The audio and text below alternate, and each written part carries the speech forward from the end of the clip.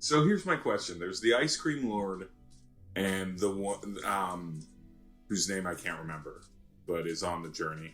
And there was the whipped cream, like the Lady Whipple or Countess Whipple or whatever their name was, that approached once they knew they were going on a journey. So ice cream and whipped cream are dairy-driven functions. Mm-hmm.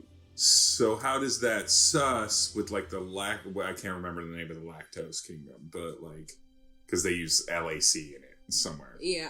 How does that sus with the dairy kingdom? Well, so I think that kind of like goes back to what I just said before we started the recording, where like, what if fruit and candy got together? Well, then like chocolate-filled or fruit-filled chocolate. So are you saying? Fruit.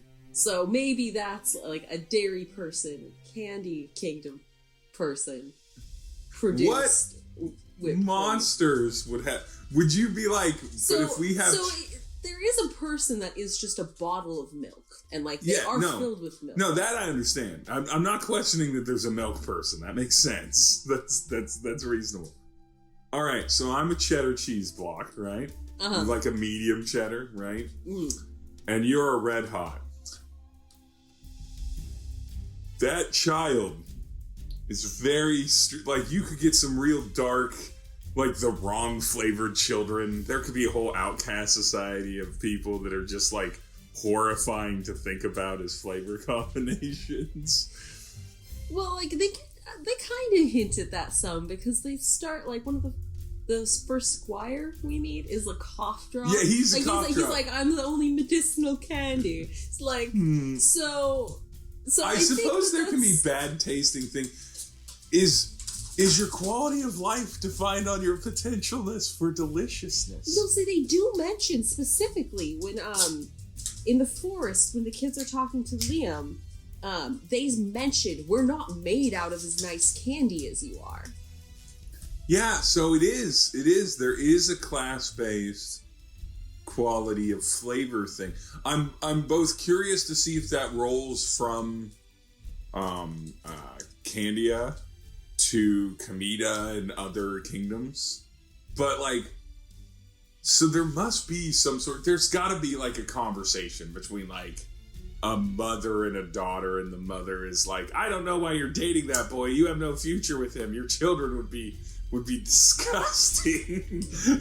Okay, well, yeah, like on that tip, fucking black licorice wants to get down with avocado. What do you think that's gonna taste like?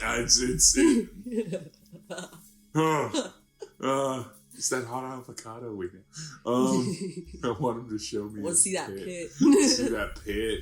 Gross. But like, yeah, it's now got me thinking, because I immediately did not trust the ice cream and the whipped cream aristocracy, because I was like, they're part dairy, they're definitely double agents and everything. It could be. You never know. Like,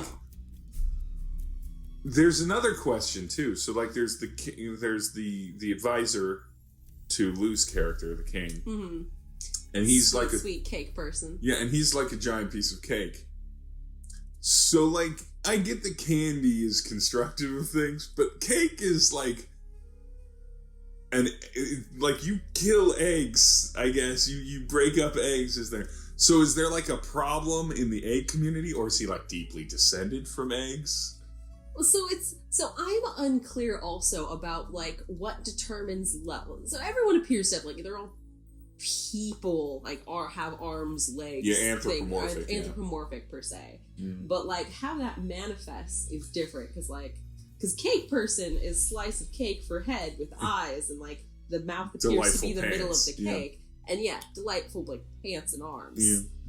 And the tart guard, right? They're just like big roundy sweet tarts. Versus maybe when they were implying that we weren't as nice of candy as you, there's an implication that the more toward human you become. I know he was talking about the gumdrop, or the cough drop situation. Oh, we've talked about the cough drop situation and that being a medicinal candy, so that being a bad candy. But in general, maybe the more humanoid you are, the closer to royalty you are. Like that's also part of it, right? Is that if something is sort of like an anthropomorphized or a walking talking. I don't know about like royalty per se, but like what the core of what you're getting at, that they are possibly like stronger, more capable. They're smarter, they're better. Yeah, like they're just better, and it's because they are fully like ambidextrous. You know, I mean, like if you're just listening to the TART guard, that seems to be the true. TART guard. I mean, but like the cake guy is pretty on the. He's more on the ball than the king, but he also has like he is a giant cake piece with a face, right? Mm-hmm. But like beyond that, he's also been in the company of for so long, and so maybe that will be a thing. There are so many questions about how this world works, and the answer is magic. That's how it works, and I know that. But like the moment you brought up well, what if like a chocolate and a strawberry got down, and there's a strawberry-filled chocolate children? Like, what happens? And I was like, what kingdom would they live in? Would they be shunned by other people from that kingdom? This came up after the initial conversation, but of course, if two beings, no matter what kingdom they came from, had a kid, that would live with them wherever they were until they're old enough to decide where they want to live.